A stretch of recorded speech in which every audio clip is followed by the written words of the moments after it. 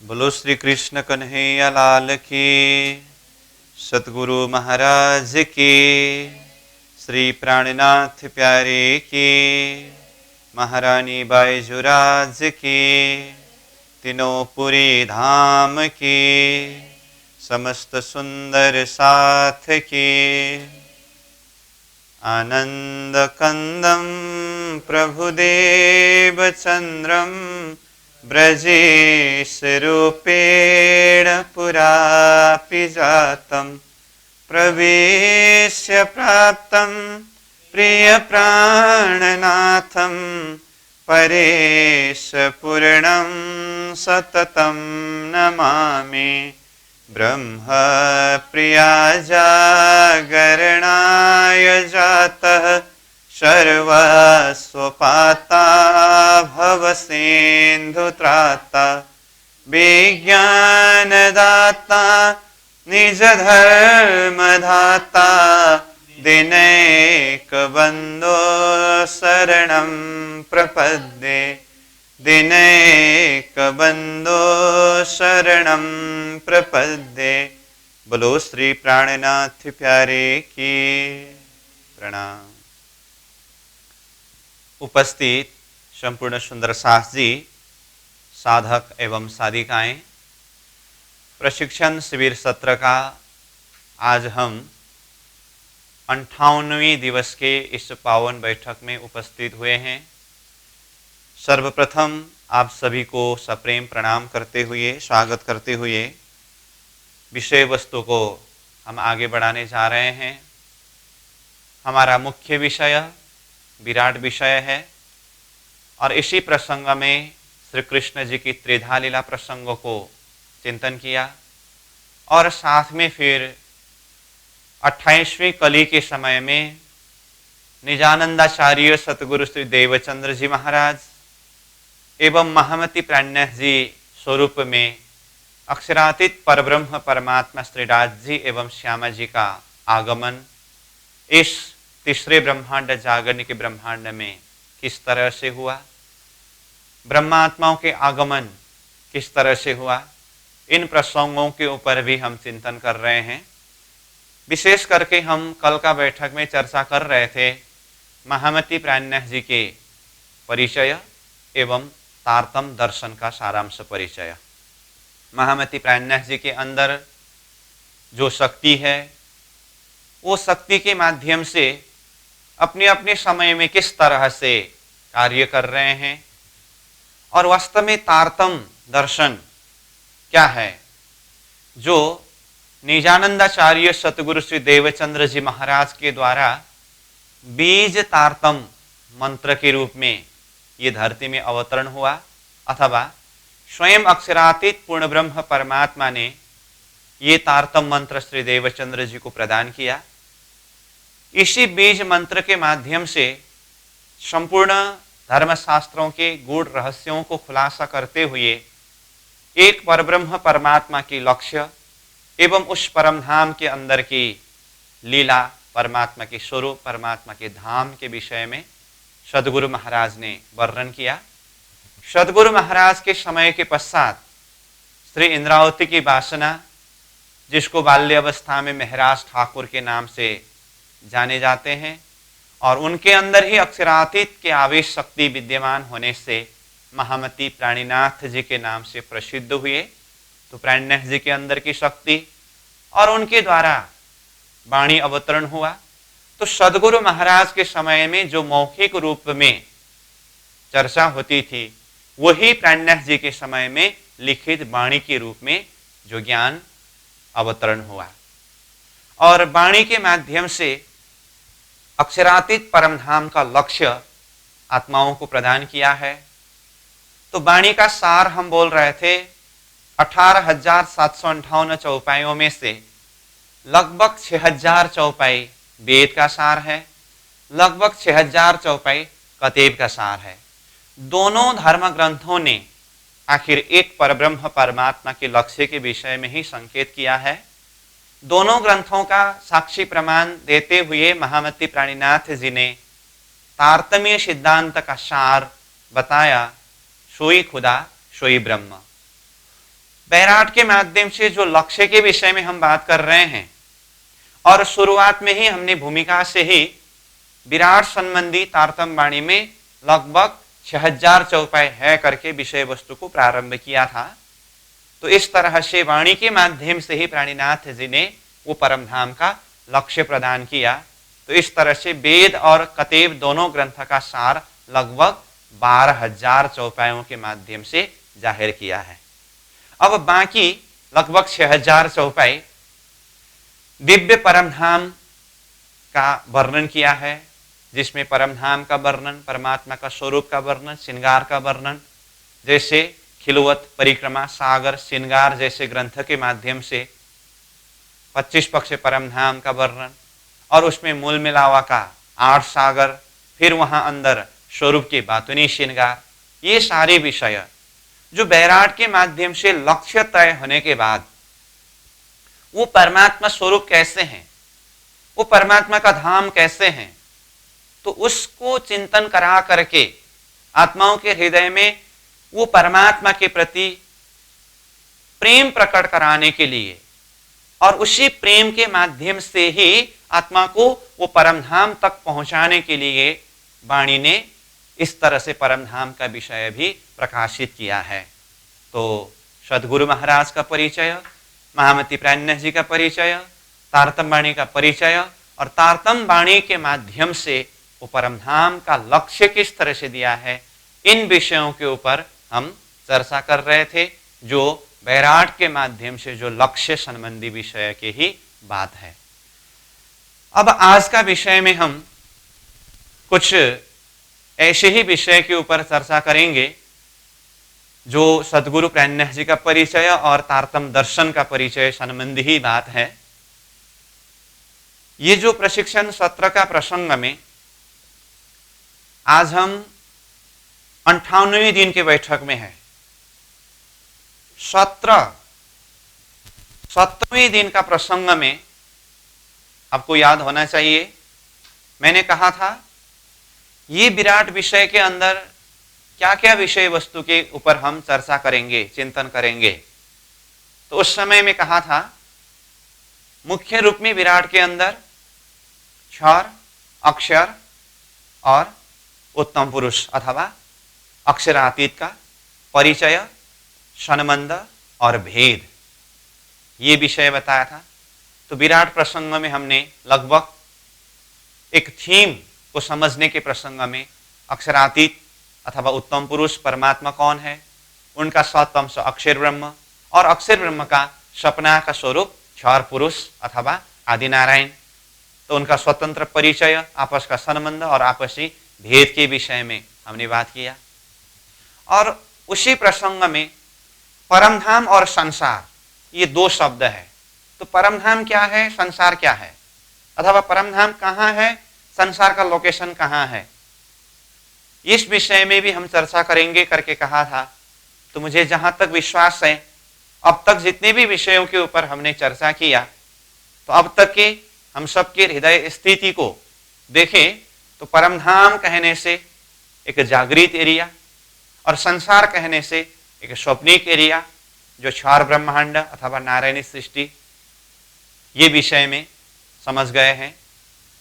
इसी तरह से उसी प्रसंग में यह भी बताया गया था कि विराट प्रसंग के अंदर ही श्री कृष्ण जी की त्रिविध शक्ति प्रसंग में वैकुंठ का शक्ति, गौलोकीय शक्ति और अक्षरातीत की शक्ति, तो इसका लोकेशन अथवा ये शक्ति का जो एक भेद, इस विषय में भी हम ये बैराट प्रसंग से ही चर्चा करेंगे करके कहा था। तो वैकुंठ धाम का लोकेशन हमें मालूम पड़ा, और गौलोक धाम कहाँ है, फिर अक्षरातीत परम धाम कहाँ है। तो ये तीनों शक्ति की अलग अलग प्रकार की जो लीला, त्रिधा लीला प्रसंग को भी हमने खुलासा कर चुके हैं। तो ये विषय के ऊपर भी हम जान गए। और साथ में ये कहा था, चाहे भौतिक विज्ञान के हिसाब से हो, चाहे अध्यात्म विज्ञान के हिसाब से हो, ये सृष्टि की उत्पत्ति हुई है। तो सृष्टि की उत्पत्ति हुई है कहते ही साथ में प्रासंगिक प्रश्न क्या क्या उठ सकता है। सृष्टि की उत्पत्ति हुई है तो कब हुई? समय, उस समय में हमने प्रश्न खड़ा किया था। तो अब तक हमने जितने भी विषयों के ऊपर चर्चा किया, तो सृष्टि की उत्पत्ति कब हुई, इस प्रसंग में भी हमने जब से सृष्टि की उत्पत्ति हुई तब से युग का प्रारंभ हुआ, और ये सतयुग, त्रेता युग, द्वापर युग, कलयुग, जिसे चतुर्युग कहते हैं, ये चतुर्युग 1000 बार बीतने पर ब्रह्मा जी का एक दिन का समय होता है। इस समय के हिसाब से ब्रह्मा जी का अभी 50 वर्ष यानी कि एक परार्ध का समय पूरा होकर के दूसरा परार्ध का अभी हम 28वें कलयुग का समय में है। तो ये समय की गणना के हिसाब से हमें ये मालूम पड़ा कि सृष्टि के शुरू से अब तक कितना समय व्यतीत हुआ। तो ये सृष्टि की उत्पत्ति कब हुई, ये प्रश्न का भी हमें जवाब मिला। सृष्टि उत्पत्ति हुई है तो इस प्रसंग में दूसरा प्रश्न क्या था? सृष्टि की उत्पत्ति हुई है तो किसने किया, तो ये भी प्रश्न था। तो इस विषय में भी हमने खुलासा किया कि सृष्टि अक्षरातीत के हुक्म के माध्यम से अक्षर ब्रह्म के द्वारा स्वप्निक रूप में क्षर पुरुष की उत्पत्ति हुई, और क्षर पुरुष आदि नारायण ने एक होम बहुश्याम कह करके ये सृष्टि का विस्तार किया। तो ये भी हम जान गए। फिर तीसरा प्रश्न था, सृष्टि की उत्पत्ति हुई है तो सृष्टि उत्पत्ति से पूर्व क्या था, ये भी सवाल उठा था।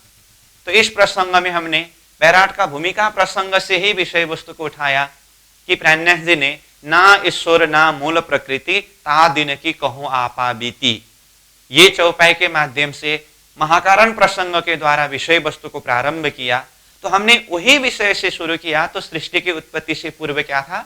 दिव्य परम धाम, परम धाम में सच्चिदानंद स्वरूप परमात्मा अक्षरातीत श्रीराज जी महाराज, श्यामा जी महारानी, 12,000 आत्मा अथवा वही चेतना का विस्तार 25 पक्ष परम धाम, और श्रीराज जी के ही सत का अंश अक्षर ब्रह्म। तो ये सृष्टि उत्पत्ति के पूर्व सार रूप में अगर कहे तो अक्षर अक्षरातीत सृष्टि उत्पत्ति के पूर्व वो जागृत परलोक अथवा परम धाम अक्षरधाम में थे। फिर चौथा प्रश्न खड़ा किया था हमने कि ये सृष्टि की उत्पत्ति हुई है तो ये सृष्टि का नाश निश्चय रूप में है, क्योंकि जो उत्पत्ति हुए हैं वो तो नाश निश्चय रूप में होना ही है। तो फिर जब सृष्टि की नाश होगी तो उस समय में फिर अखंड अविनाशी स्थान कहाँ है, तो ये सवाल उठाया था। तो इस विषय में भी लगभग बैराट के माध्यम से हमें खुलासा हो चुका है कि स्वप्निक रूप में उत्पत्ति क्षर पुरुष आदि नारायण अथवा आदि नारायण के द्वारा एकोहम बहुश्याम कहने पर विस्तारित जो सृष्टि है, ये सृष्टि अंततोगत्वा नाशवांत ही है। क्यों? अक्षर ब्रह्म के सपना के रूप में यह सृष्टि विस्तार हुआ है।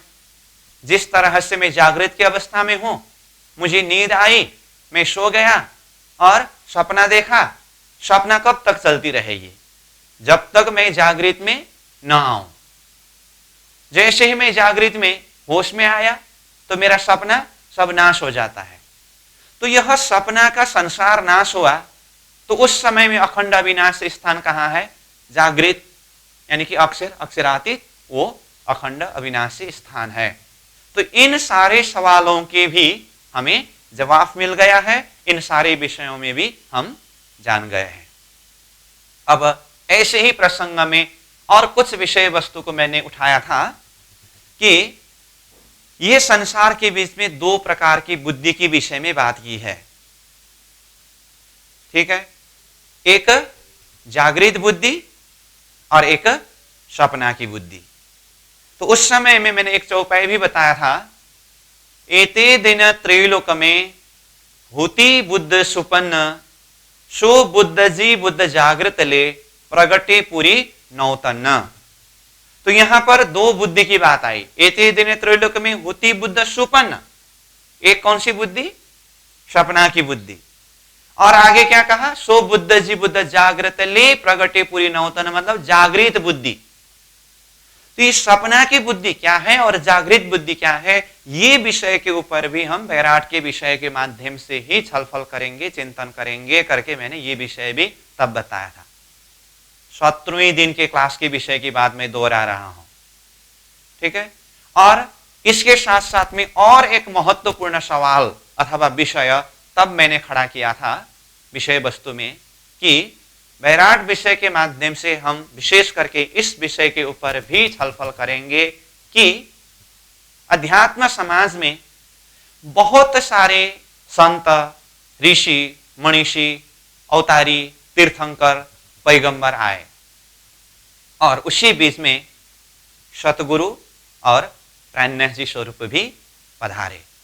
इन सब को सार रूप में समझने के लिए एक संत, वैसे तो सबका अपना अपना दर्जा है, फिर भी हम सभी को सार रूप में समझने के लिए एक संत शब्द अगर प्रयोग करें, संतों के ये लाइन में, ये परंपरा में सतगुरु प्राणनाथ जी का स्थान कहाँ है, लोकेशन क्या है, परिचय क्या है, और साथ में जितने भी धर्म ग्रंथ है, धर्म ग्रंथ मतलब 4 वेद, 4 उपवेद,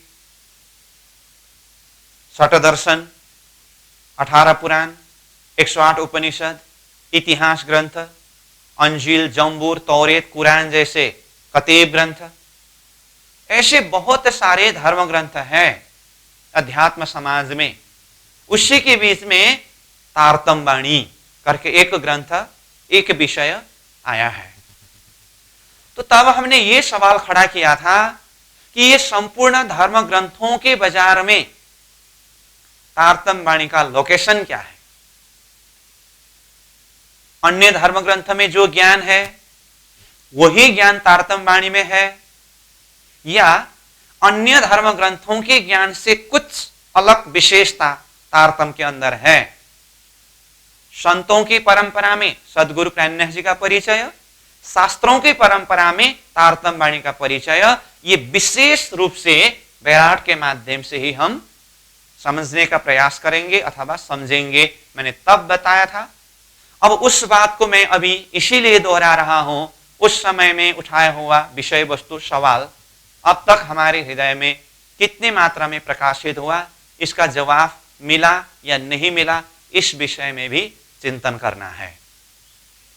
तो इसके लिए अब तक हमने निरंतर कक्षा सत्र को, विषय वस्तु को आगे बढ़ाते हुए यहां तक जितने भी विषय वस्तु के ऊपर चर्चा किया, जैसे सृष्टि की उत्पत्ति की पूर्व परम धाम कहा, और अक्षरातीत के धाम, नाम, स्वरूप, लीला के संदर्भ में बात हुई, फिर अक्षरातीत का सतअंश अक्षर ब्रह्म कहा, और उनके द्वारा फिर स्वप्निक रूप में सृष्टि उत्पत्ति और आदिनारायण के द्वारा सृष्टि विस्तार का प्रसंग बताया, और इस सृष्टि के अंदर 28वें द्वापर के समय में श्री कृष्ण लीला, जिसमें श्री कृष्ण जी की त्रिधा लीला प्रसंग बताया, और फिर 28वें कली में वही श्री कृष्ण जी के अंदर अथवा वही परब्रह्म परमात्मा स्वरूप जिन्होंने ब्रजराज में आकर के ब्रह्म लीला को जाहिर किया, वही शक्ति तीसरे ब्रह्मांड जागरण के ब्रह्मांड में अथवा ये 28वें कलियुग का समय में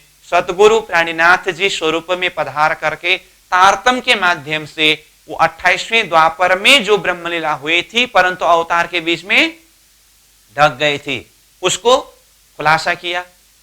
और अब तक ये भिन्न भिन्न धर्म संप्रदाय में भिन्न भिन्न इष्ट, भिन्न भिन्न मंत्र की उपासना कर रहे थे, अनेक ईश्वर की उपासना में लगे हुए थे।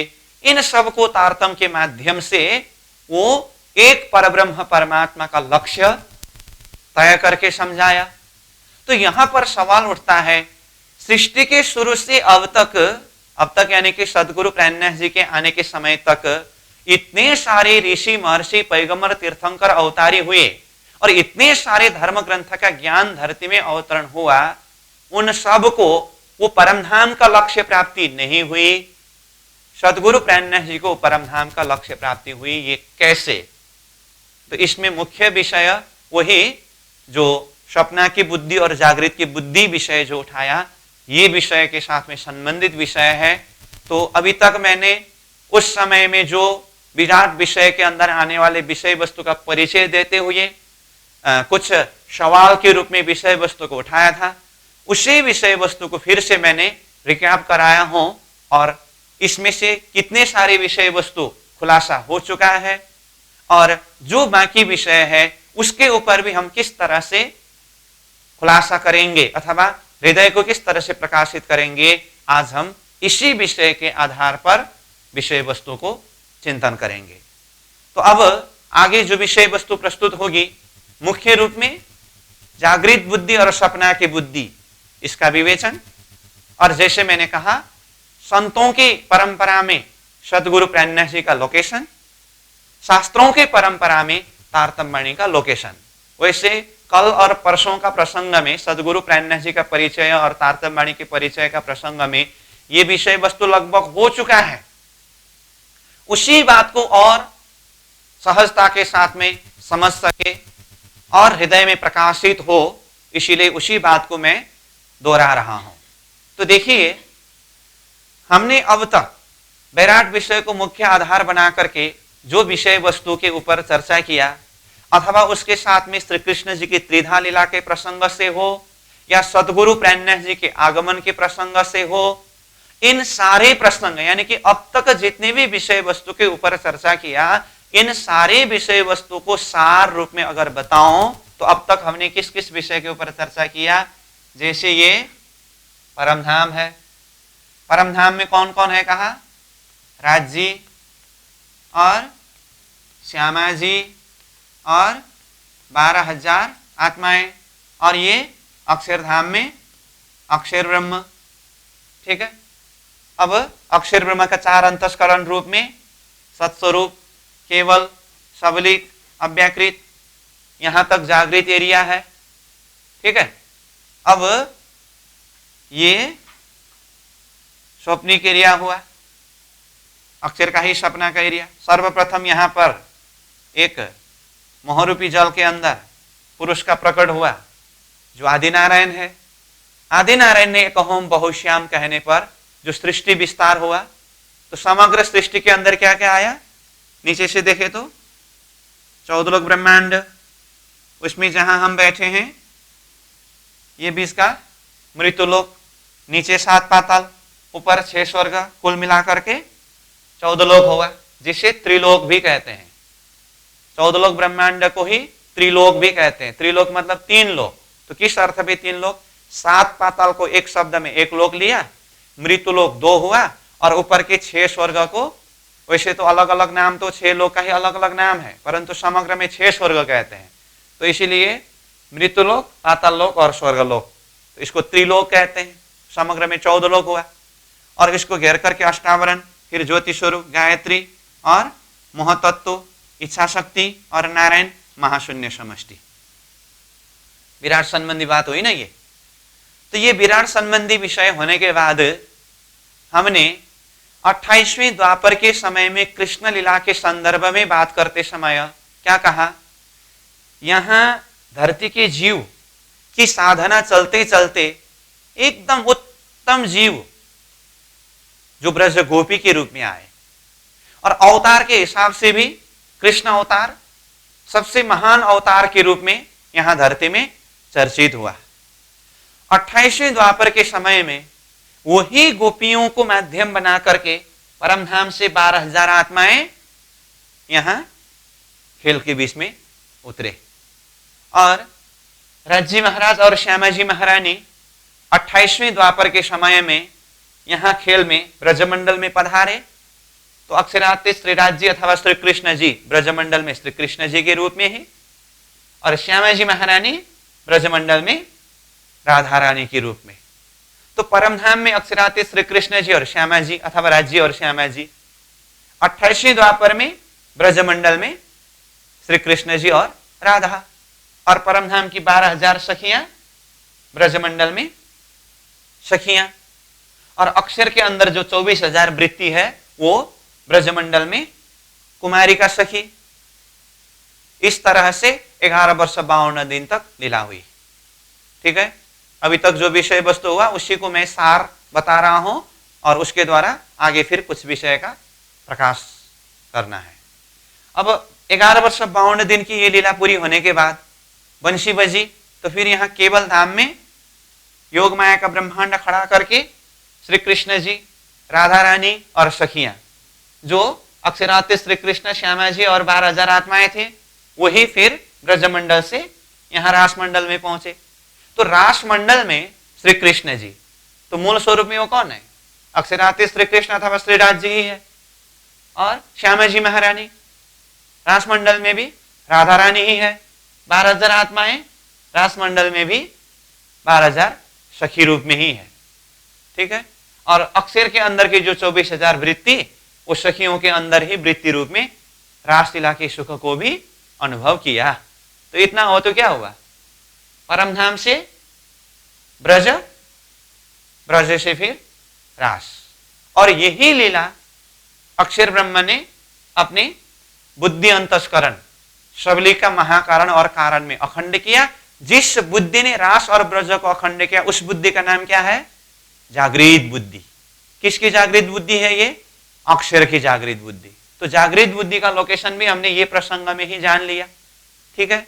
अब केवल धाम में रासलीला पूरी होने के बाद अक्षरातीत श्रीराज जी के आवेश, श्यामा जी की शक्ति, हम 12,000 आत्मा की शूरता कहां गए? वापस फिर परम धाम में, तंद्रावस्था में। अब यहां स्तब्ध ब्रह्मांड को फिर से चलायमान किया। ठीक। अब 28वीं कलयुग का समय प्रारंभ हुआ। अब यहां 28वीं कलयुग का समय चलते चलते 3660 वर्ष में वही अक्षरातीत श्रीराज जी की शक्ति जो ब्रजमंडल में श्री कृष्ण जी के रूप में पधारे, रास मंडल में श्री कृष्ण जी के स्वरूप में पधारे, वही कलयुग में आरब में मोहम्मद साहेब के रूप में पधारे। ये विषय भी हमने समझ लिया। तो मोहम्मद साहेब के अंदर भी अक्षरातीत की ही आवेश शक्ति है। और उनके जाने के 1000 वर्ष बाद में, यानी कि कलयुग का 4660 वर्ष लगभग समय बीतने पर, अब ये तीसरे ब्रह्मांड जागनी के ब्रह्मांड में, प्लेस यही है, मृत्युलोक ही, जागनी के ब्रह्मांड में आत्माओं के अवतरण के प्रसंग में क्या हुआ? 12,000 आत्माओं में से सर्वप्रथम किसको भेजा? सुंदर वैशखी को। तो सुंदर वैशखी कहां से आए? परमधाम से। यहां आकर के किस स्वरूप में आए? श्री देवचंद्र जी स्वरूप में आए। और साथ में कौन है? श्यामा जी महारानी है ना। और साथ में फिर मेहराज ठाकुर का प्रसंग जो कल हम चर्चा कर रहे थे। तो अक्षरातीत श्री कृष्ण जी अथवा श्रीराज जी का स्वरूप ही यहां धरती में तीसरे ब्रह्मांड जागने के ब्रह्मांड में श्री मेहराज ठाकुर के अंदर प्रवेश होकर के आए, जो इंद्रावती की वासना, जो महामती प्राणनाथ जी के नाम से जाने जाते हैं। तो इसका अर्थ क्या हुआ? परमधाम के श्यामा जी स्वरूप जागने के ब्रह्मांड में सतगुरु देवचंद्र जी, परमधाम के राज्य स्वरूप जागने के ब्रह्मांड में महामती प्राणनाथ जी, और परमधाम की 12,000 आत्माएं यहां सखी सुंदर सात रूप में आए। ठीक है यहां तक। अब देवचंद्र जी महाराज ने अपने जीवन के 40 वर्ष के उम्र तक साधना किया। उनके अंदर ऑलरेडी श्यामा जी की शक्ति होना वो तो निश्चित है ही। उसके ऊपर 40 वर्ष तक साधना करने के पश्चात श्री देवचंद्र जी को साक्षात दर्शन देने वाला शक्ति अथवा स्वरूप वो कौन है? वय किशोर अति सुंदर स्वरूप खेला जो वृंदावन, वृंदावन में रास खेलने वाले किशोर स्वरूप श्री कृष्ण जी के स्वरूप में अक्षरातीत श्रीराज जी महाराज ने ही श्री देवचंद्र जी को दर्शन दिया और बीज तारतम मंत्र प्रदान किया। तो इसका मतलब ये निजनाम मंत्र, जो 16 अक्षरी बीज तारतम मंत्र धरती में कहां से अवतरण हुआ? तो ये परमधाम से अक्षरातीत श्री कृष्ण जी, श्रीराज जी महाराज स्वयं यहां धरती में प्रकट होकर के सतगुरु देवचंद्र जी को दर्शन दे करके वो बीज तारतम मंत्र प्रदान किया है। और बीज तारतम मंत्र प्रदान करने वाले जो स्वरूप अथवा वो आवेश शक्ति कहां विराजमान हुए? श्री देवचंद्र जी के हृदय के अंदर विराजमान हुए। और वही देवचंद्र जी के हृदय के अंदर पहले से ही अक्षर ब्रह्म की जागृत बुद्धि का शक्ति विद्यमान है कि नहीं? परसों के प्रसंग में हम देवचंद्र जी के अंदर की पंच शक्ति के विषय में, पंच दैवत के विषय में बात कर रहे थे। तो शास्त्र के हिसाब से जागृत बुद्धि का शक्ति है, उसके ऊपर अक्षरातीत के आवेश शक्ति, अक्षरातीत कहने से जागृत परम धाम के श्रीराज जी के आवेश शक्ति आकर के देवचंद्र जी के अंदर ही विराजमान हो गए। तो देवचंद्र जी का अब संज्ञा क्या हुआ? सतगुरु। तो गुरुर साक्षात परम ब्रह्म तस्मै श्री गुरुवे नमः करके कहा था ना। तो धरती में देवचंद्र जी सतगुरु नाम से प्रसिद्ध हुए, जिनके अंदर कौन सी शक्ति है? साक्षात परम ब्रह्म। तो अक्षरातीत स्वरूप को उत्तम पुरुष, अक्षरातीत परब्रह्म, श्रीराज जी अलग अलग नाम से चर्चा किया है करके हमने शुरुआती प्रसंग में ही विषय वस्तु के ऊपर खुलासा किया है। तो सदगुरु स्वरूप में जो शक्ति पधारे वो साक्षात परब्रह्म परमात्मा की शक्ति है, गुरु साक्षात परब्रह्म। तो अब बताइए, सदगुरु देवचंद्र जी महाराज स्वरूप, उनके अंदर की शक्ति को देखते हुए वो कहां की शक्ति है?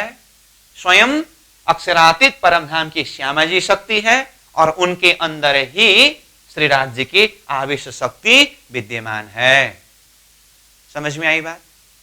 अच्छा, अब महामति प्राणनाथ जी, तो महामति प्राणनाथ जी के अंदर जिस तरह से हमने कहा अक्षरातीत श्री कृष्ण जी ही अथवा श्रीराज जी ही ब्रजमंडल में आते समय श्री कृष्ण स्वरूप में आए, फिर रासमंडल में श्री कृष्ण स्वरूप में आए, वही शक्ति आरब में रसूल मोहम्मद साहेब के रूप में आए, वही शक्ति श्यामा जी के अंदर होकर के सदगुरु देवचंद्र जी महाराज के स्वरूप में आए और वही शक्ति पांचवें स्वरूप में महामति प्राणनाथ जी स्वरूप में पधारे। अथवा विक्रम संवत 1712 में सतगुरु श्री देवचंद्र जी महाराज का धाम गमन हुआ। कहना है सदगुरु के अंदर जो अक्षरातीत के आवेश शक्ति है वो इंद्रावती आत्मा के हृदय के अंदर विराजमान हुए। तो इंद्रावती के अंदर जो आवेश शक्ति है, जिन्हें प्राणनाथ जी नाम से संबोधन किया गया है, वो मूल शक्ति कहां के है? अक्षरातीत परमधाम के है, यहां आए। इसका अर्थ सतगुरु स्वरूप जो है वो कहां की शक्ति है? परमधाम की शक्ति है। प्राणनाथ जी स्वरूप कहां की शक्ति है? वो परमधाम की शक्ति है। अब तारतम्य वाणी क्या है? वही परमधाम के आवेश शक्ति सतगुरु श्री देवचंद्र जी महाराज को दर्शन दे करके 20 तारतम्य मंत्र, वही परमधाम के अक्षरातीत के आवेश शक्ति ने सतगुरु श्री देवचंद्र जी महाराज को दर्शन दे करके 20 तारतम्य मंत्र प्रदान किया। तो ये 20 तारतम्य मंत्र स्वप्निक ब्रह्मांड के अंदर के है या जागृत परमधाम से प्रकट हुआ है? जागृत परमधाम से प्रकट हुआ है ना। और यही 20 तारतम्य के माध्यम से ही और वही अक्षरातीत के आवेश से ही महामति प्राणनाथ जी के श्रीमुख से जो चौपाई अवतरण हुआ, वाणी प्रस्फुटित हुई, वो ही क्या है? तारतम्य वाणी है। तो ये तारतम्य वाणी का परिचय अथवा तारतम्य वाणी का लोकेशन है। तो प्राणनाथ जी स्वयं कहते हैं ना, ये कहलाए धनी का जोश। ये जो तारतम्य वाणी है अक्षरातीत के आवेश के द्वारा धरती में अवतरण हुआ है। ये हुआ सदगुरु का परिचय, प्राणनाथ जी के परिचय और तारतम्य वाणी का परिचय। तो मैंने विषय वस्तु को कहां से उठाया था? संतों की परंपरा में, अथवा संत शब्द को और खुलासा करके कहूं तो जितने भी ऋषि, महर्षि, पैगंबर, तीर्थंकर, अवतारी है, इन परंपरा में सदगुरु प्राणनाथ जी का लोकेशन क्या है? सवाल यह था। शास्त्रों के बाजार में तारतम्य वाणी का लोकेशन क्या है? यह प्रश्न था। तो जो अभी मैंने ये प्रसंग को जो बताया, यहां से मुझे जहां तक विश्वास है सदगुरु के अंदर की शक्ति, प्राणनाथ जी के अंदर की शक्ति और वही शक्ति के द्वारा तारतम्य वाणी जो अवतरण हुआ है, ये सदगुरु का परिचय, प्राणनाथ जी का परिचय और तारतम्य वाणी का परिचय सबके हृदय में कुछ न कुछ रूप में तो खुलासा हुआ है। ये तो हुआ सदगुरु प्राणनाथ जी और तारतम्य वाणी की बात। अब हम जो संतों की परंपरा कह करके हमने ऋषि, महर्षि, अवतारियों के विषय में बात किया और शास्त्र की परंपरा करके वेद, उपनिषद, पुराण, षटदर्शन अन्य इतिहास ग्रंथ, इन सारे धर्म ग्रंथों के विषय में बात की, तो ये कहां से अवतरण हुआ? तो अब इस विषय में अगर देखना हो, वैसे ये विषय हमने पहले कुछ चर्चा कर चुके हैं, फिर भी उन्हीं विषयों को समेट करके मैं यहां पर सार विषय वस्तु प्रस्तुत कर रहा हूं। तो अक्षर ब्रह्म का सपना का स्वरूप आदि नारायण की उत्पत्ति हुई। अब यहां सृष्टि के अंदर ये शास्त्र जितने भी है और ऋषि महर्षि अवतारी जो भी है, इनके विषय में मैं बता रहा हूं। अक्षर ब्रह्म का सपना आदि नारायण। तो अब सबसे पहले हम ये देखें, ये जाने, आदि नारायण की जो बुद्धि है, ये सपना की बुद्धि है या जागृत की बुद्धि है? स्वयं आदि नारायण यानी कि क्षर पुरुष सपना का पुरुष है, सपना का स्वरूप है, तो उनके अंदर जो बुद्धि है वो कौन सी बुद्धि है? सपना की बुद्धि है। जैसे उदाहरण के लिए अभी मैं जागृत अवस्था में हूं, मैं सोया, मैंने सपना देखा, मेरा सपना का शरीर है एक। अब वो सपना का शरीर के अंदर भी बुद्धि है और जागृत में मेरा ये जो शरीर है इसके अंदर भी बुद्धि है। तो मेरे अंदर ये जागृत की अवस्था की बुद्धि कौन सी बुद्धि है? ये जागृत बुद्धि है।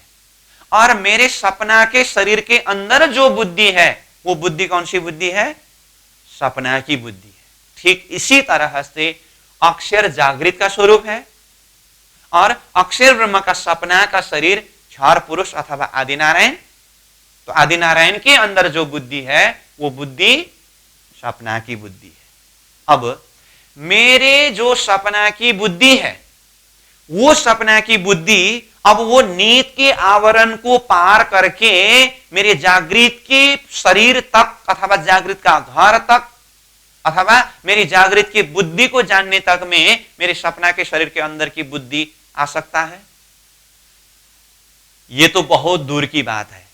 मेरी जो सपना की बुद्धि है उसको पता है कि मैं जागृत में मेरा ओरिजिनल शरीर है और मैं अभी सपना के अंदर हूं, मैं सपना की बुद्धि हूं करके उनको पता है? नहीं होता है ना। सपना के लिए तो वही सब कुछ है। इसका अर्थ विराट का प्रसंग में हमने जैसे ही अक्षर ब्रह्म सपना में जाकर के क्षर पुरुष यानी कि आदि नारायण की उत्पत्ति हुई, तो ये प्रसंग में हमने आत्मा सोपान के शब्द के द्वारा क्या कहा है? अपने आप को जानना चाहा, न जानने पर अपने आप को असत सा माना। अपने आप को जानना चाहा परंतु नहीं जान सका। क्यों? सपना की बुद्धि वाले हैं। तो मूल में क्षर पुरुष अथवा आदि नारायण ही सपना की बुद्धि वाले हैं। तो अब सृष्टि का विस्तार किसके द्वारा हुई है? आदि नारायण क्षर पुरुष ने एकोहम बहुश्याम कहने पर सृष्टि का विस्तार हुआ। अथवा महामती प्राज्ञ जी की चौपाई की भाषा से कहूं तो यहां में महाविष्णु मन, मन थे त्रिगुण, ताथे थिरचर सबोत्पन्न। ये प्रसंग वैराट प्रसंग में हमने पहले ही चर्चा कर चुके हैं। इसका अर्थ क्या है? यहां में मतलब ये स्वप्न क्रिया के अंदर महाविष्णु आदि नारायण का मन शेष नारायण, आदि नारायण के मन शेष नारायण से त्रिगुण ब्रह्म विष्णु महेश, ताथे यानी कि त्रिदेव, त्रिगुण से थिरचर सब उत्पन्न, 14 लोक ब्रह्मांड में 84 लाख जीव सब इनके द्वारा विस्तार हुए हैं। कहने का अर्थ आदि नारायण के मन से शेष नारायण की उत्पत्ति, शेष नारायण के मन से त्रिदेव की उत्पत्ति, त्रिदेव के मन से 84 लाख जीव की उत्पत्ति। अब स्वयं आदि नारायण की बुद्धि ही सपना की बुद्धि है। तो आदि नारायण का मौन स्वरूप शेष नारायण के अंदर जो बुद्धि है वो कौन सी बुद्धि है? सपना की ही बुद्धि है। अब शेष नारायण के भी मौन स्वरूप त्रिदेव की बुद्धि कौन सी बुद्धि है? सपना की ही बुद्धि है।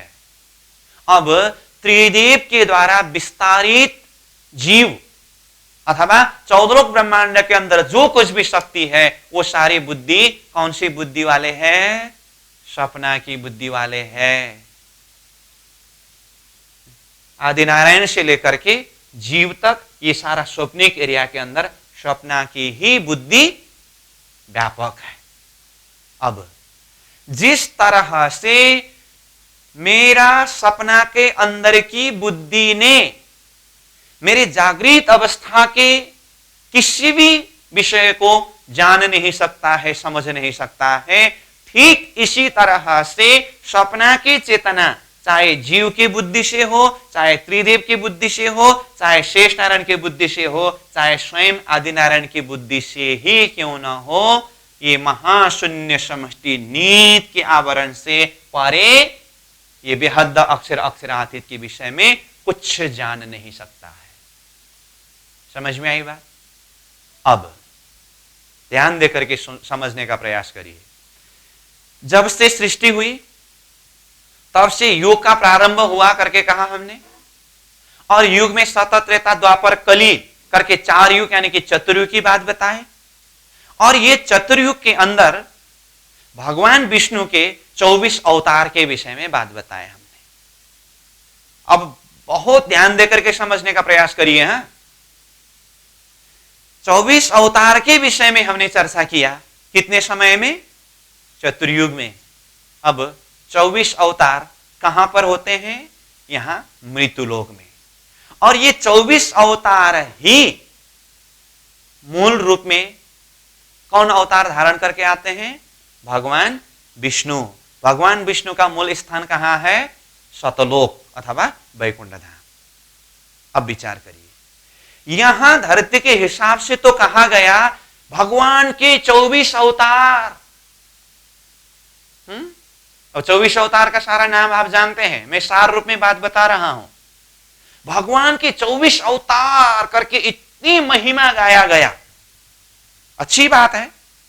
जीव के बुद्धि, जीव के समझ के हिसाब से भगवान के अवतार है, परंतु यहां तारतम्य दृष्टि ये बैराट के माध्यम से इन सारे विषयों को खुलासा करते हुए ये रहस्य को खुलासा कर रहा है। मृत्युलोक के हिसाब से, जीव के बुद्धि के हिसाब से देखते समय तो भगवान की शक्ति अवतार धारण करके आया है, लेकिन तारतम्य की दृष्टि से आप बताइए तो भगवान अवतार धारण करके तो आ रहे हैं, लेकिन 24 अवतार के अंदर ही जो बुद्धि है वो कौन सी बुद्धि है? मूल रूप में देखिए ना, 24 अवतार के रूप में आने वाले कौन है? भगवान विष्णु। मूल रूप में भगवान विष्णु की बुद्धि ही कौन सी बुद्धि है? सपना की बुद्धि है। समझ में आ रही है बात? अगर मैं भगवान विष्णु हूं, उदाहरण मैं भगवान विष्णु हूं, तो मेरे अंदर जो बुद्धि है वो स्वयं सपना की बुद्धि है। मैं स्वयं वो जागृत एरिया के विषय में कुछ जान नहीं सकता। मेरी तो बात ही छोड़ दीजिए, मेरे मालिक शेष नारायण भी नहीं जान सकते, उनके भी मालिक आदिनारायण स्वयं वो जागृत परलोक के विषय में जान नहीं सकते।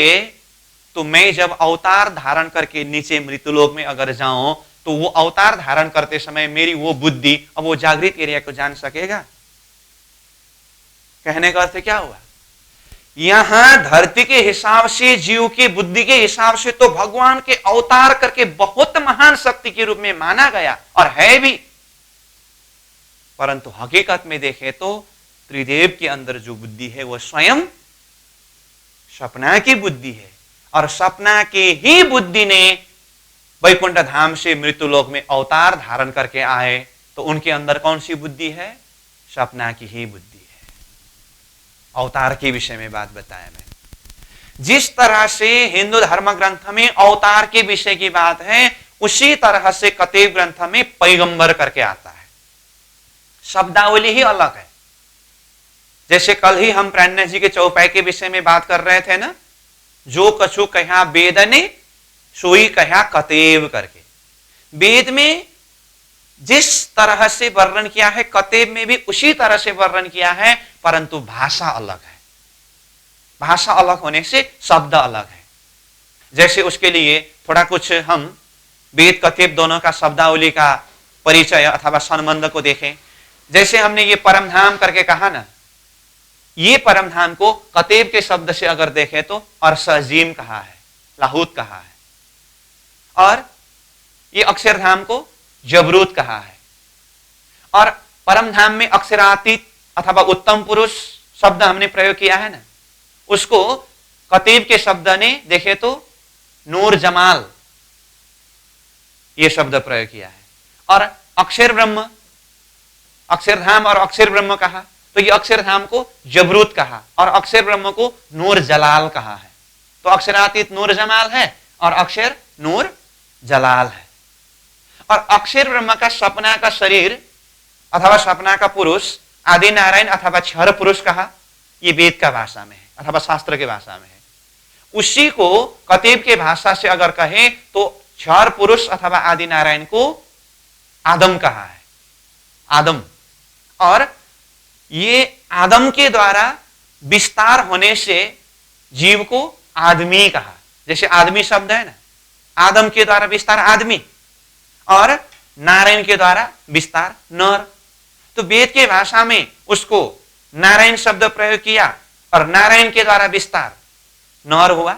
नारायण ने एक ओम बहुश्याम कहा ना, तो उनके द्वारा विस्तार हुआ जीव नर हुआ। और कतेब के भाषा में वो आदि नारायण को आदम कहा है और आदम के द्वारा विस्तार आदमी है। शब्दावली ही अंतर है, ठीक है।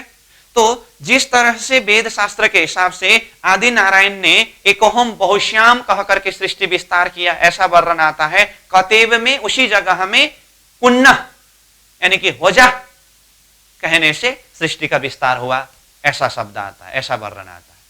तो एक ओम बहुश्याम अथवा कते के भाषा में पुनः यानी कि हो जा, खुदा ने इस तरह से आज्ञा किया तो सृष्टि का विस्तार हुआ, इस तरह से आता है, ठीक है। अब ये जो आदि नारायण के द्वारा विस्तारित शक्तियों में से, जैसे त्रिदेव, वेद के भाषा में त्रिदेव करके कहा। त्रिदेव मतलब ब्रह्मा विष्णु महेश। उसी को कतेब के शब्द में अगर देखें तो भगवान विष्णु को कतेब में अजाजिल शब्द प्रयोग किया है और ब्रह्मा जी को मेकाइल और महादेव जी को इजराइल। तो इस तरह से ब्रह्मा विष्णु महेश को कतेब के शब्द में बताया।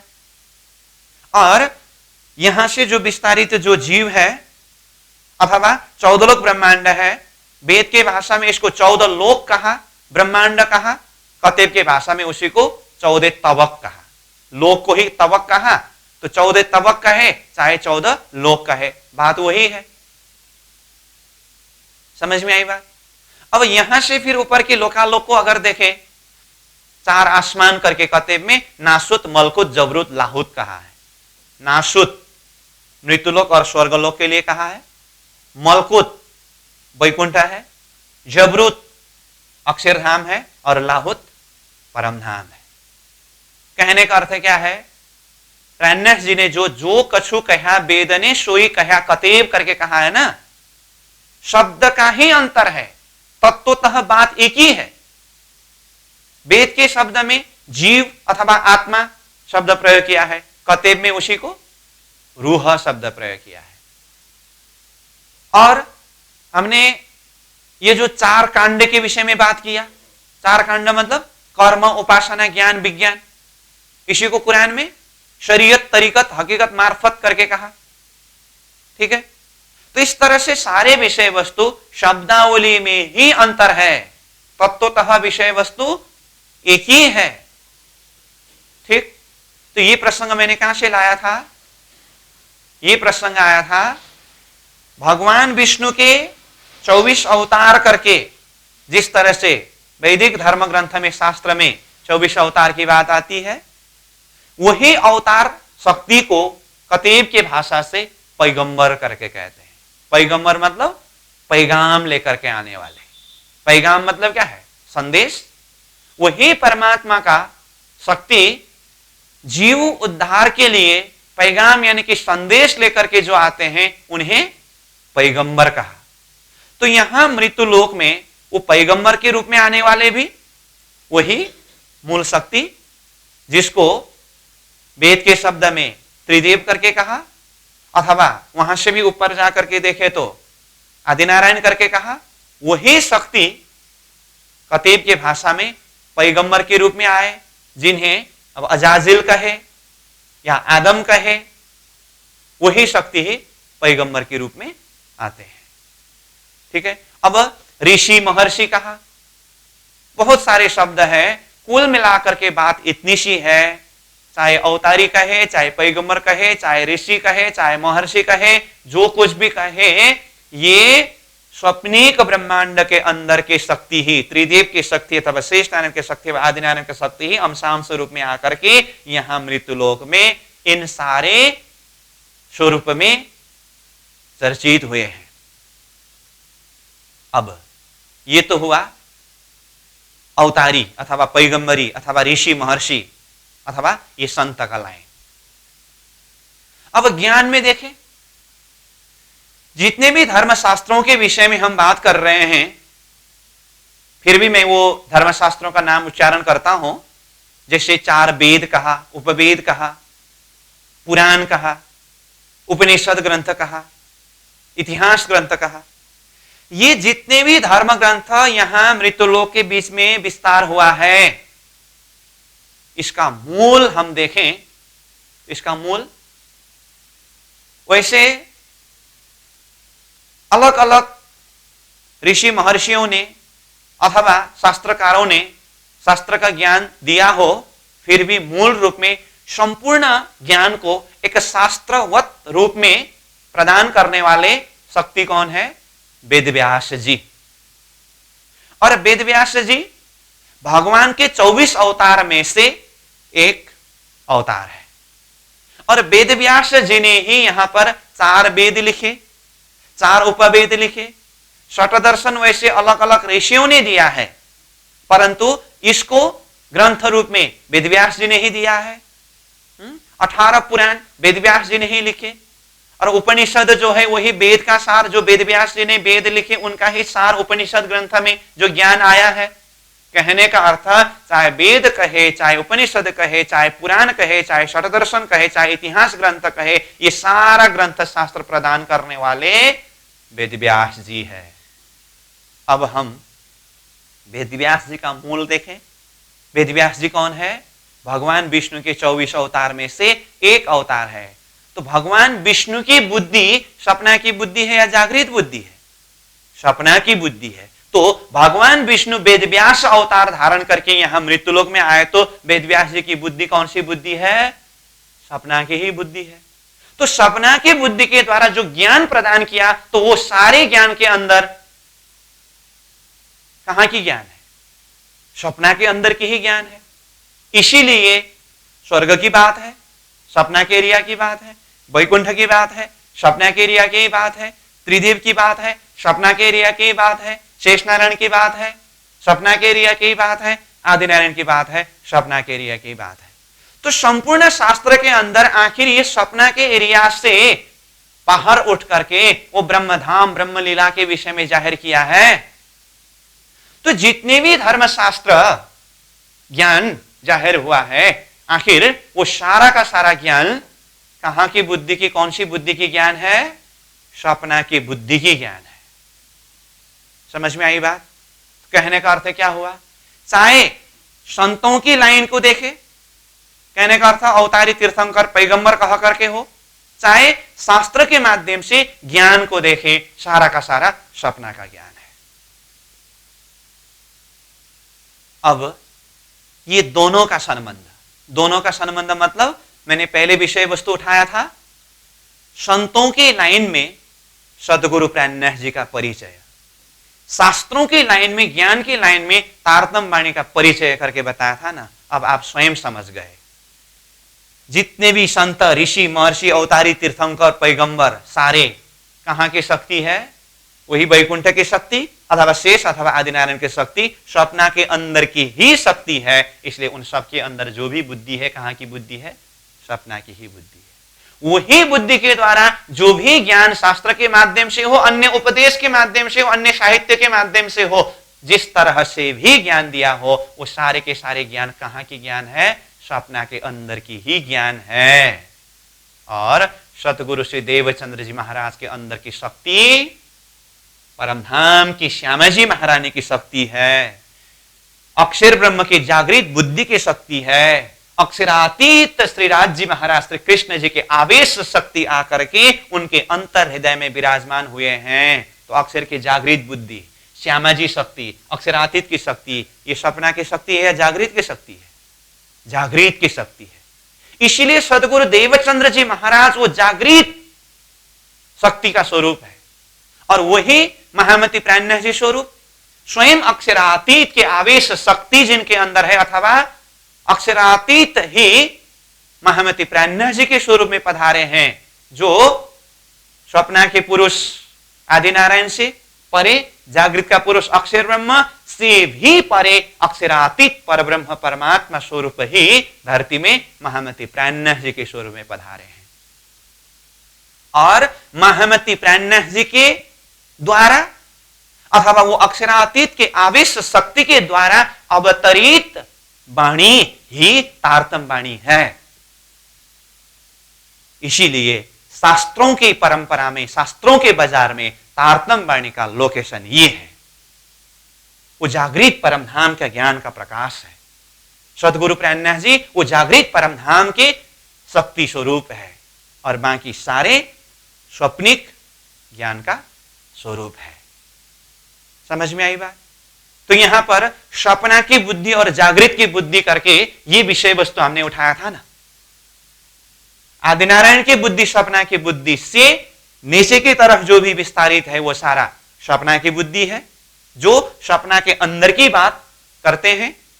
और अक्षरातीत की बुद्धि वो जागृत बुद्धि है, जो सदगुरु प्राज्ञ जी स्वरूप में होकर के ये खेल के बीच में पधारे हैं। इसीलिए जिस तरह से स्वप्ना की बुद्धि स्वप्ना के एरिया से बाहर नहीं जान सकते हैं, ये सृष्टि की बुद्धि महाशून्य समष्टि नीत के आवरण से परे अक्षरातीत के विषय में कुछ जान नहीं सका, परंतु जागृत की बुद्धि स्वप्ना को भी अच्छी तरह से जान सकते हैं और जागृत को भी अच्छी तरह से जान सकते हैं। इसीलिए ये जागृत का बुद्धि स्वरूप सदगुरु महाराज, जागृत का बुद्धि स्वरूप महामती प्राज्ञ जी, और वही जागृत की बुद्धि अथवा जागृत के आवेश के द्वारा अवतरित तारतम वाणी के अंदर सारा सृष्टि का वर्णन भी है और जागृत परलोक के विषय में अथवा बेहद अक्षरातीत के विषय में भी वर्णन है। इसीलिए ऐसे जागृत परलोक परमधाम के प्रकाश को भी प्रकाशित करने वाले शक्ति को ही सतगुरु शक्ति अथवा सदगुरु स्वरूप करके कहा है। तो प्राज्ञ जी ने वाणी में सदगुरु का परिचय किस तरह से दिया? सतगुरु साधु वाको कहिए, जो अगम को देवे गम, हद बेहद सब समझाए के भाने मन की भरम। सतगुरु तो उसे कहते हैं जो अगम को देवे गम। स्वप्ना की बुद्धि के लिए अब तक ये नीत के आवरण से परे अक्षरातीत यानी कि परमात्मा अगम हुआ था कि नहीं हुआ था? अगम हुआ था। वो अगम परमात्मा को भी गम यानी कि परिचय देने वाले, पहचान कराने वाले वो सतगुरु स्वरूप है, अथवा सत आत्मा के विषय में, सत परमात्मा के विषय में परिचय कराने वाले सतगुरु स्वरूप है। और आगे क्या कहा? हद बेहद दोनों समझावे भाने मन की भरम। तो देखिए, हद यानी कि स्वप्निक संसार और बेहद यानी कि ये जागृत एरिया। यहां पर बेहद शब्द खाली ये अक्षर के 4 अंतस्करण बेहद ही नहीं, तो ये बेहद से पूरा जागृत एरिया के लिए कहा गया है। ये दोनों समझाए भाने मन की भरम, मन की भ्रम को मिटाने वाले ये सदगुरु स्वरूप होते हैं। इसीलिए अब स्वयं विचार करिए, शास्त्रों के ये लाइन में तारतम वाणी का लोकेशन क्या है और संतों के अथवा अवतारियों के लाइन में सदगुरु प्राज्ञ जी का लोकेशन अथवा परिचय क्या है। इतना अंतर है। ये है तारतम दर्शन, ये है सदगुरु का परिचय, प्राज्ञ जी का परिचय। ये पूरा एरिया ही अलग है। समझ में आई बात? अब महामती प्राज्ञ जी की वो चौपाई को मैं यहां पर जोड़ना चाहता हूं। इस अर्थ में प्राज्ञ जी ने कहा है कि सृष्टि के शुरू से लेकर के अब तक, यानी कि सदगुरु प्राज्ञ जी स्वरूप में परमात्मा स्वरूप खेल के बीच में पधारने से पहले तक संसार के बीच में स्वप्ना की बुद्धि ही विस्तार हो रहा था। ऐसे स्वप्ना की बुद्धि के द्वारा ही यहां संसार में चाहे ज्ञान की बातें, चाहे भक्ति की बातें, चाहे जो कुछ भी हो जाहिर कर रहे थे। ऐसे स्वप्निक बुद्धि के दुनिया में अब सतगुरु स्वरूप अथवा प्राज्ञ जी स्वरूप में जागृत ज्ञान का स्वरूप अथवा जागृत बुद्धि का स्वरूप ये खेल के बीच में पधारे। तो सदगुरु महाराज के अंदर ये जागृत ज्ञान का प्रकाश अथवा तारतम का प्रकाश ये धरती में कहां प्रकाशित हुआ? सदगुरु देवचंद्र जी का अवतरण तो उमरकोट में हुआ, परंतु ये शक्ति का पहचान अथवा शक्ति जो जाहिर हुए तो नौतनपुरी में 40 वर्ष की उम्र में परमात्मा ने दर्शन देकर के तारतम मंत्र, ये जागृत ज्ञान जागृत मंत्र के माध्यम से ये सारी बात खुलासा किया ना, तब से ये जागृत ज्ञान यानी कि अक्षर अक्षरातीत की बात खेल के बीच में प्रकाशित हुआ। इसीलिए प्राज्ञ जी ने क्या कहा, जो चौपाई के विषय में मैं बता रहा था, एते दिन त्रैलोक में हुति बुद्ध सुपन्न, सो बुद्ध जी बुद्ध जागृत ले प्रगटे पुरी नौतन। तो ये चौपाई में सपना की बुद्धि और जागृत की बुद्धि की विषय की बात है ना। तो क्या कहा, एते दिन, एते दिन मतलब सृष्टि के शुरू से लेकर के सतगुरु प्राज्ञ जी के आगमन के समय तक हुति बुद्ध सुपन्न, सपना की बुद्धि ही विस्तार हो रहा था। कहां? त्रिलोक में। त्रिलोक कहने का मतलब जैसे पहले हमने कहा 14 लोक ब्रह्मांड को त्रिलोक कहा अथवा सारा सृष्टि में। एते दिने त्रैलोक में हुति बुद्ध सुपन्न, सो बुद्ध जी बुद्ध जागृत ले, वो जागृत बुद्धि का शक्ति जागृत अक्षरातीत के आवेश शक्ति वो तारतम को लेकर के प्रगटे पूरी नौतन। कहा? नौतनपुरी की भूमि में वो अक्षरातीत के आवेश शक्ति जागृत बुद्धि के आवेश शक्ति प्रकट हुए, जो शक्ति सतगुरु श्री देवचंद्र जी महाराज के अंदर विराजमान हुए। तारतम का बीज, वो परमधाम का जो मूल मंत्र है ना, वो कहां पर अवतरण हुआ? नौतनपुरी में। इसीलिए प्राज्ञ जी ने क्या कहा, पहले बीज उदय हुआ पुरी जहां नौतन। नौतनपुरी की भूमि में यह जागृत ज्ञान का बीज अथवा तारतम का बीज सर्वप्रथम उदय हुआ, और उसी बीज तारतम के माध्यम से सतगुरु महाराज ने 34 वर्ष तक तारतम का प्रकाश प्रकाशित किया, और उसके पश्चात महामती प्राज्ञ जी ने वही जागृत ज्ञान अथवा अक्षरातीत के आवेश के माध्यम से वो जागृत ज्ञान का प्रकाश तारतम के प्रकाश को वाणी के माध्यम से प्रकाशित किया, जो वाणी के प्रकाश के माध्यम से संपूर्ण ब्रह्मांड के अज्ञान अंधकार को मिटा करके ये सपना की बुद्धि वाले, जिसको अभी तक त्रिदेव अथवा शेष नारायण सबसे ऊपर जाए तो आदि नारायण से परे कुछ से नहीं जानते थे, ऐसे स्वप्निक बुद्धि वाले जीव के अंदर भी तारतम के माध्यम से वो जागृत ज्ञान का प्रवेश करा करके अक्षर अक्षरातीत के विषय में पहचान कराया अथवा जानकारी दिया। जो दृष्टि सुपन जीव का नहीं लखी मिने लगार, सो दृष्टि अखंड सुख में पहुंचाए नूर के पार, यानी कि अक्षर से भी परे अक्षरातीत तक का दर्शन अथवा वहां का समझ ये तारतम दृष्टि के माध्यम से जीव को भी प्रदान किया। ये है तारतम दर्शन।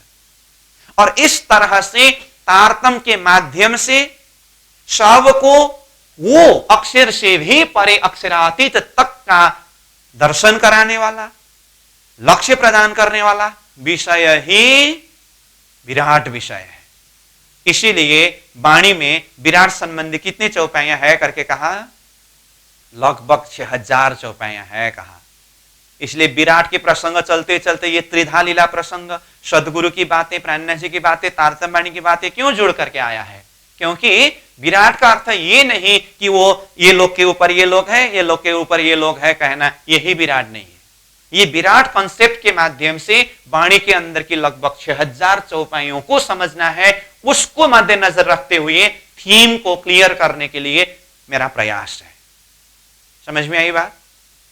तो कुल मिलाकर के बात क्या हुई? ये जागृत ज्ञान है। इसीलिए ये जागृत ज्ञान के माध्यम से ही ये अक्षर अक्षरातीत का परिचय दिया है। ये तारतम का प्रकाश है जो ब्रह्मांड के अंधकार को मिटा करके परमात्मा के स्वरूप का पहचान दिलाने वाला है। इसीलिए प्राज्ञ जी ये जागृत ज्ञान का प्रकाश तारतम के प्रकाश के संदर्भ में क्या कहते हैं? ये वाणी गर्जत माज संसार, खोजी खोजे मिटावे अंधार। ये तारतम का प्रकाश जो है ना, ये सत सूर्य, सूर्य के संदर्भ में क्या कहा? सब पर हुआ कलश, प्रेमा आनंद भरपूर, महामत मोह अहम उड़ियो, उग्यो अखंड वतनी सूर। मतलब अभी तक ये मोह अज्ञान अंधकार के अंदर ही जीव भ्रमित होकर के बैठे थे। उग्यो अखंड वतनी सूर, अखंड परम धाम का तारतम रूपी सूर्य उदय हुआ, जिसके माध्यम से महामत मोह अहम उड़ियो। महामती कहते हैं ये संसार का मोह अज्ञान अंधकार सब उड़ गया, दूर हुआ। तो मैं बोल रहा था ये वाणी गर्जत माज संसार, ये तारतम वाणी जागृत ज्ञान का प्रकाश संसार के बीच में गरज रहा है, प्रकाशित हो रहा है। खोजी खोजी मिटावे अंधार, सबके अंदर के ये अज्ञान अंधकार को मिटा रहे हैं। तो हमारे हृदय के अज्ञान अंधकार मिट रहा है कि नहीं मिट रहा है? मिट रहा है ना। तो किसके द्वारा मिटा? तारतम के प्रकाश के द्वारा मिटा। आज हमें ये अक्षर अक्षरातीत के विषय में इतनी आसानी से बोध हो रहा है, ज्ञान हो रहा है, ये कहां से? तारतम के प्रकाश के द्वारा। ये है जागृत ज्ञान का प्रकाश। तो ये तारतम के माध्यम से परमधाम का लक्ष्य देने की विषय की बात। तो विराट के द्वारा लक्ष्य के विषय में बात किया ना। तो ये तारतम अवतरण होने से पहले स्वप्निक बुद्धि के द्वारा कोई स्वर्ग तक लक्ष्य साध रहे थे, कोई वैकुंठ तक लक्ष्य साध रहे थे, कोई निराकार को ही अपना लक्ष्य मान रहे थे, कोई नारायण को ही अपना लक्ष्य मान रहे थे। महामती प्राणनाथ जी ने कहा, सो तेता ही बोलिया, जो गया जहां लो चल, अपने अपने मुंह से जाहिर किए मजल। जिसकी बुद्धि, जिसकी समझ, जिसकी क्षमता जहां तक है वहां तक की बात की है। अब मेरे अंदर तो ये तारतम का प्रकाश है, राज्य के आवेश शक्ति मेरे हृदय के अंदर विराजमान होकर के ये ब्रह्मांड को भी पार करके अक्षरातीत धाम तक के ये प्रकाश को प्रकाशित किया है। इस तरह से प्राणनाथ जी वाणी के माध्यम से वो परम धाम की प्रकाश को लक्ष्य देते हैं। इसीलिए क्या कहा? तारतम। तारतम का अर्थ क्या है? तम अंधकार से तारने वाला, वो अखंड प्रकाश। तमसोमा ज्योतिर्गमय। ये संसार तमा यानी कि अंधकार रूप है, नीत का रूप है, मोह अज्ञान भ्रमना करके कहा ना। तो इससे वो दिव्य परम धाम का लक्ष्य प्रदान करने वाले विषय जो सदगुरु के माध्यम से, प्राणनाथ जी के माध्यम से, अथवा वो अक्षरातीत के आवेश शक्ति, श्यामा जी के आवेश शक्ति सदगुरु प्राणनाथ जी के स्वरूप में प्रकट हुए हैं, वो तो स्वयं परमात्मा स्वरूप है। ये उनकी परिचय है। और तारतम वाणी वो परमात्मा स्वरूप के आवेश शक्ति के द्वारा सारा विश्व ब्रह्मांड के अज्ञान अंधकार को प्रकाशित करने के लिए प्रकाशित हुआ है। तो तारतम के अंदर वेद और कतिब दोनों पक्ष का साक्षी प्रमाण क्यों है? प्रकृति में एक सूर्य का उदय होता है, उसमें तो कोई भेदभाव नहीं है। अखंड परमात्मा स्वरूप धरती में सदगुरु प्राणनाथ जी के स्वरूप में आए, वो एक वेद पक्ष को लेकर के चले, एक कतिब पक्ष को लेकर के चले, ऐसा संभव है? इसलिए उन्होंने क्या कहा? या कुरान या पुराण, ये दो कागज प्रमाण, या के मगज मायने हम पास, अंदर आए के खोले प्राणनाथ। वो अक्षरातीत प्राणनाथ स्वरूप ने ये सारे धर्म शास्त्रों के रहस्यों को खुलासा करके वो दिव्य परम धाम का लक्ष्य प्रदान किया। और फिर वो परम धाम का लक्ष्य तय होने के बाद खिलवत, परिक्रमा, सागर, श्रृंगार जैसे ग्रंथों के माध्यम से वो 25 पक्ष परम धाम के अंदर के रस का वर्णन किया है, प्रेम का वर्णन किया है। और वो खिलवत, परिक्रमा, सागर, श्रृंगार के अंदर डूबने से पहले का जो विषय है, हमने शुरू में ही कहा था, श्री कृष्ण प्रणामी धर्म के 4 सिलेबस में से चर्चनी का विषय है। चर्चनी संबंधी भी वाणी में लगभग 6000 चौपाई है, वो अलग विषय है। और ये विराट संबंधी जो 6000 चौपाई की बात जो हमने किया, तो इसी प्रसंग के द्वारा जो भी विषय वस्तु के ऊपर हम प्रकाश डालने का प्रयास कर रहे हैं, तो इस तरह से सदगुरु का परिचय, प्राणनाथ जी का परिचय, तारतम वाणी का परिचय, और तारतम वाणी के माध्यम से संपूर्ण लोकालोक होते हुए परम धाम तक का लक्ष्य किस तरह से प्रदान किया है, तो इस विषय के ऊपर हम चर्चा कर रहे हैं। तो आज का समय पूरा हुआ, फिर आगे यहाँ से आगे का और विषय के ऊपर हम चर्चा करेंगे। अभी के लिए यहीं पर विश्राम देंगे। पूर्णमदः पूर्णमिदं पूर्णात् पूर्णमुदच्यते पूर्णस्य पूर्णमादाय पूर्णमेवावशिष्यते। प्रणाम।